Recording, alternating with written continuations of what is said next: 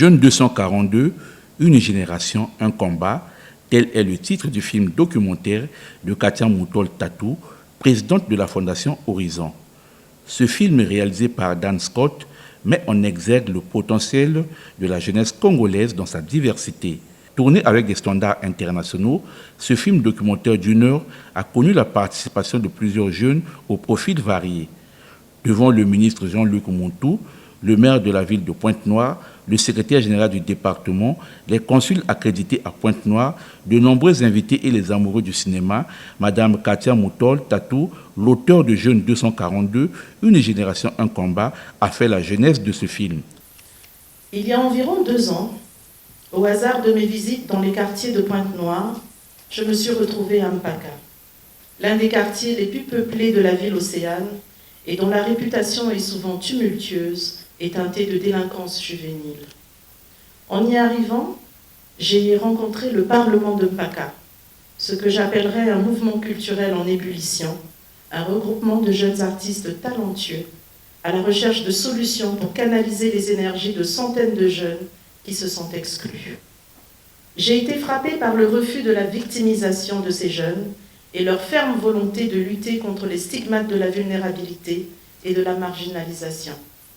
C'est cette forme d'engagement citoyen qui est au cœur de la trame du film documentaire Jeune 242. Voir les jeunes Congolais qui ne se résignent pas aux difficultés de leur situation, mais utilisent leur créativité et leurs aptitudes pour s'en sortir et contribuer positivement au développement du pays est l'âme de ce film. Avec Jeune 242, nous avons voulu susciter la réflexion à travers un regard croisé sur les thématiques qui touchent les jeunes, en vous présentant des portraits riches et variés. Nous avons voulu, et j'espère avoir réussi le pari, changer le discours sur la jeunesse congolaise en montrant son visage de créativité et de résilience et d'expériences uniques souvent méconnues. Katia Moutol n'a pas manqué de remercier tous les partenaires qui l'ont aidé dans la production de ce film documentaire qui retrace tout ce que font les jeunes, toutes catégories confondues. Ce film n'aurait pas vu le jour sans l'accompagnement de plusieurs personnes qui ont cru en mon projet. Je tiens ici particulièrement à remercier son Excellence Monsieur le Premier ministre qui nous a honorés en patronnant l'avant-première de notre film à Brazzaville et pour le soutien qu'il apporte à la Fondation Horizon que j'ai créée avec le ferme engagement de lutter contre l'exclusion sociale. Aujourd'hui, à Pointe-Noire, je suis très honorée de votre présence, Monsieur le ministre, et vous en remercie. Mes sincères remerciements aussi adressés à vous, Madame le maire, pour vos conseils et votre regard bienveillant. Je souhaiterais également remercier Madame le consul de France pour l'amitié que nous partageons et ses précieux conseils. Monsieur le consul de Malte, qui nous accompagne avec une rare énergie et un engouement manifeste. Permettez-moi également de remercier chaleureusement la Fondation SNPC, la Fondation Congo Assistance, la RPCE, l'Institut français, sans lesquels notre film serait resté une idée logée sur une étagère dans ma tête, mais aussi tous les partenaires qui ont bien voulu s'associer à l'organisation de nos avant-premières. Dans ce film, l'on observe des jeunes Congolais qui exercent des métiers différents selon leurs compétences. Des jeunes dames dévouées se lancent dans l'entrepreneuriat pour se prendre en charge et créer du travail à d'autres jeunes dans le besoin. Certains évoluent à l'étranger avec l'idée d'apporter leur contribution au développement économique du Congo. De la gastronomie à la menuiserie, en passant par plusieurs métiers, on voit les jeunes qui donnent le meilleur d'eux-mêmes pour se prendre en charge et s'occuper de leur famille. Jeune 242, une génération, un combat, est un film que tout jeune Congolais doit suivre pour regarder comment évoluer afin d'éviter l'oisiveté. Créatrice de contenu, elle se met en scène pour promouvoir les nouvelles tendances de mode, de musique, mais aussi pour aborder certaines thématiques sociales comme la santé mentale ou l'exclusion. Bien plus qu'une influenceuse, Mixiana Laba est une artiste atypique et complète qui sait mélanger les genres pour captiver son audience. Rejeter, ce n'est pas facile. Et de surcroît, continuer malgré tout ça, ce n'est pas... Je ne peux pas connaître combien de personnes, après avoir fermé la caméra de leur téléphone, sont déprimées dans l'ombre. Dans ce film, même les professionnels de sexe s'expriment pour dire comment elles sont confrontées à plusieurs menaces de la part de leurs clients.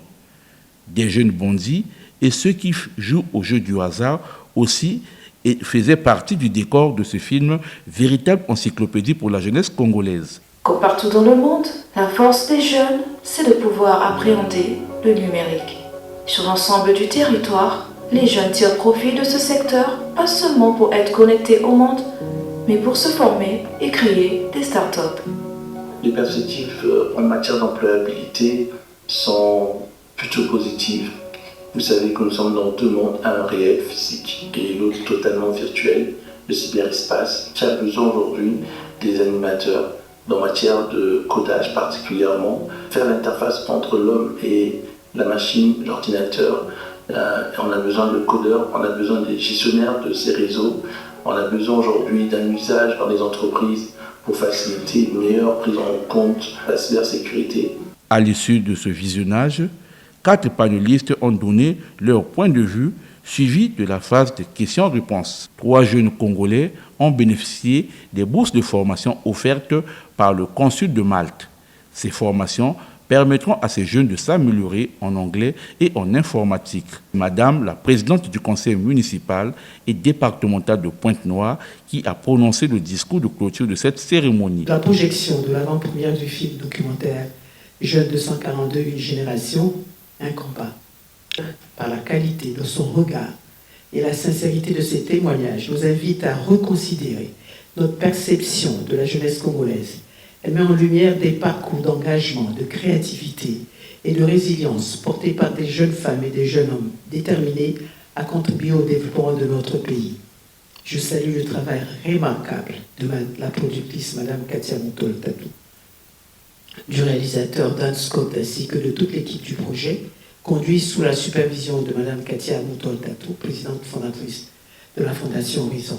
À travers ce film tourné dans plusieurs villes du Congo et à l'international, vous avez su donner une visibilité juste et digne à une jeunesse plurielle, entreprenante et très responsable.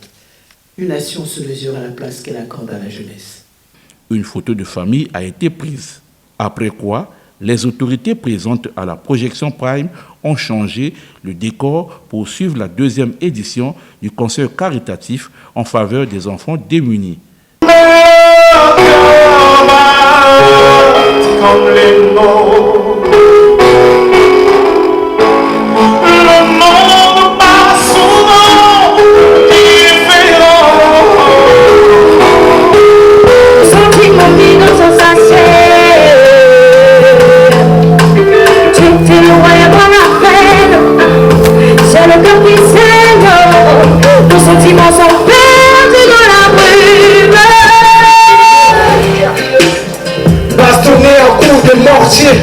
Crachant en plein visage les injures du monde entier.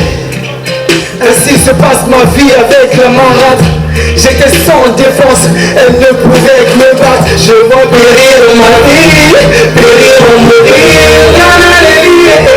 Ce concert a permis de faire la collecte de fonds afin de permettre à 1000 enfants en situation de détresse dans la ville de Pointe-Noire de bien passer les fêtes de Noël. Plusieurs artistes se sont produits en présence des consuls et le public. Cette 2e édition est une manière pour la présidente de Fondation Horizon de prouver encore son amour envers les enfants démunis qu'elle a toujours soutenus en tant que mère.